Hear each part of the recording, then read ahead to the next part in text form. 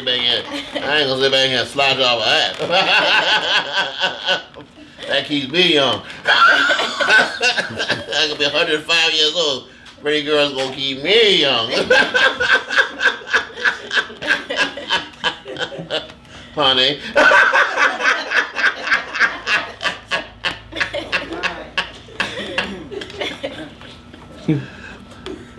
Your platform, we're as sisters, but also your platform is economical development. Tell us about that. Yes, my platform is economic empowerment of the Black community. Why? Because I worked in it, and I got laid off in September, but it was something that I felt like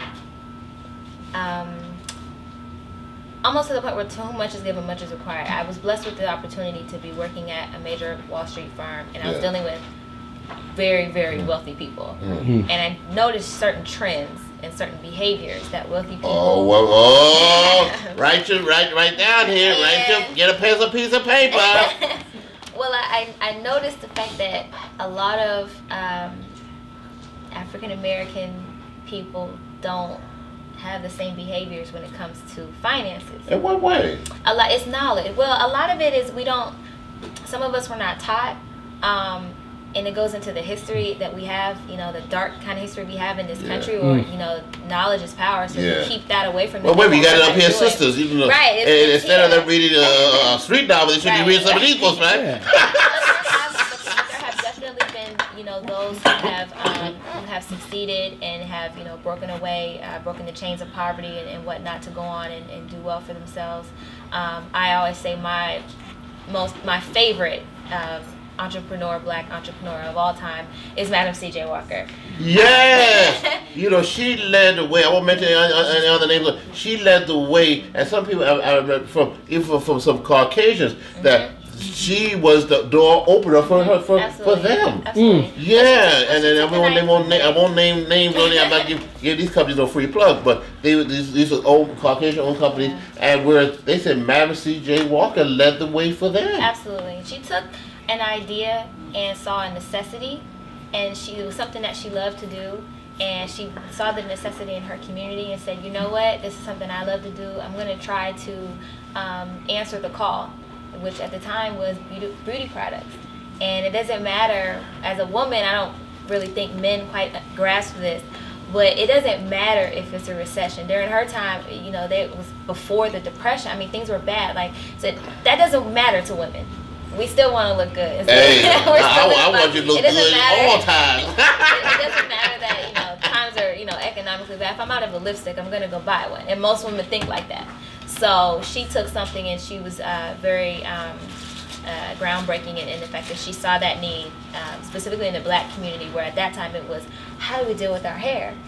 And we had a lot of kitchen salons back then. I think a lot of us still know what that is. Yeah, the kid in the box. Kitchen salon. Yeah. In mama's house and whatnot. But it was something, she reckoned it was something that was going on in every Black household. Every Black woman had to deal with it. Was, what am I supposed to do with my hair today? We wake up and we think about that every single day.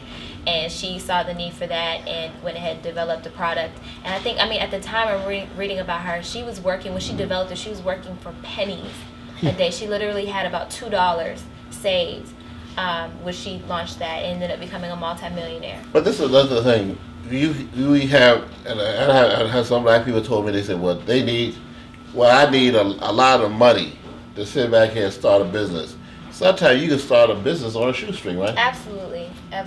And even now, there are so many grants that they have for small business owners.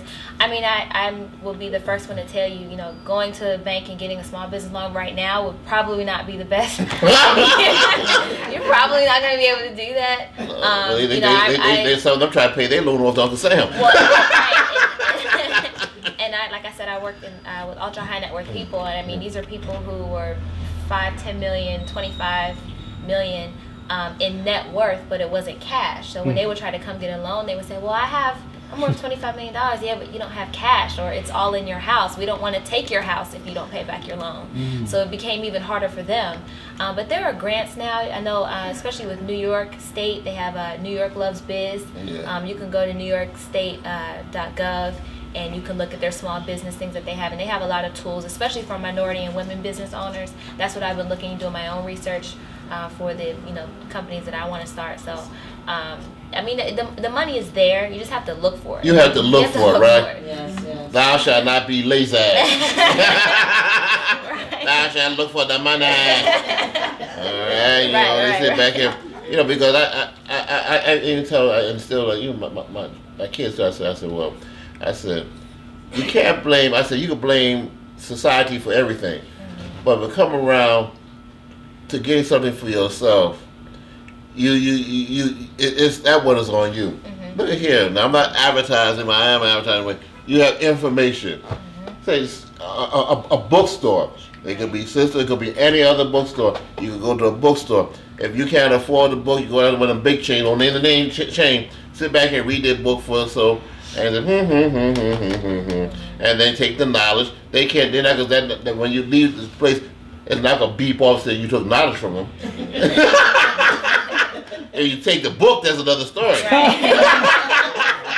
Larceny. And you took knowledge. Right. Bring it back to the counter. Right. But unfortunately, I mean, I know that there's a quote that's been on for a long time. If you don't want black people to know something, put it in a book. Oh yeah. We don't read, and that's so unfortunate. And I remember when I first heard that, I was like, "Wow, that's terrible." but unfortunately, it's true. I mean, you don't have enough. I mean, in the internet now and the technology. I mean, you can read a book on an iPod now, so there really isn't any excuse, for people to say, "Oh, I just don't like reading." Well, I'm on the train, and I see people now. Everybody has an iPod. I'm guilty of it. But you can download them, to your, iPod, iPhone, or whatever. So you can read through there. You can read it online or whatever. You don't have to actually have the physical book. But like I said, the knowledge is there. You just have to really look for it. So. The knowledge is power. Also, too, you were saying this a few minutes ago. How about a business plan? One must go with a business plan, right? Absolutely. You can't walk in there and say, "Well, yo, I wanna start a business." Well, yo, do you have a business plan? Well, yo, I don't. Right. They gonna show you a beeline out the door. But I mean, whether or not you're applying for a grant or you're going to a private investor, you need to show it on paper what it is, what the mission is, what is the point of what you're trying to do. Basically, the gist of the business plan is going to explain what it is you want to do and how you plan to make money from it, and when you plan to start to turn a profit. That's what the business plan essentially is saying. They want to know, you say like 5 years, 10 years. Right. I mean, you need to have. I was, have done this for so many people. I remember doing this in college and even at work to an extent. But making those financial projections in terms of this is what we have right now, this is the market, this is our product or service or whatever it is that you're going to be selling, and this is when we project to break even, and then from this point is when we project to make a profit.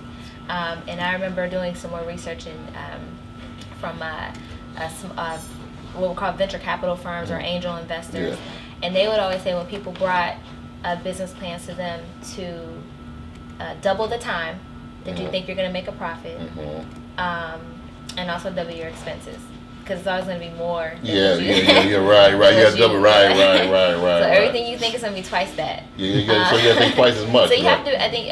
When you're planning all this, you have to be realistic with yourself, and it's not a problem to be ambitious. That's great, because that's what's going to drive you to get up and do this, because it takes a lot of guts to do something like that.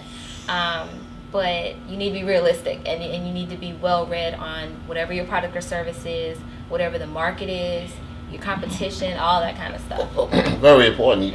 And I was reading before I was coming over here, I was reading a book, and it's a very good book, and it was talking about, if you want to do anything, just start now. Don't wait for the astrologer to tell you, or wait till the weather change, or wait for somebody to sit back and you say, well, that gonna be that day. Right. It's just like I plan to retire. I'm not gonna say, well, I'm gonna wait till tomorrow. Look, they motivate me, get me out the door. So I'm out the door, baby. Right.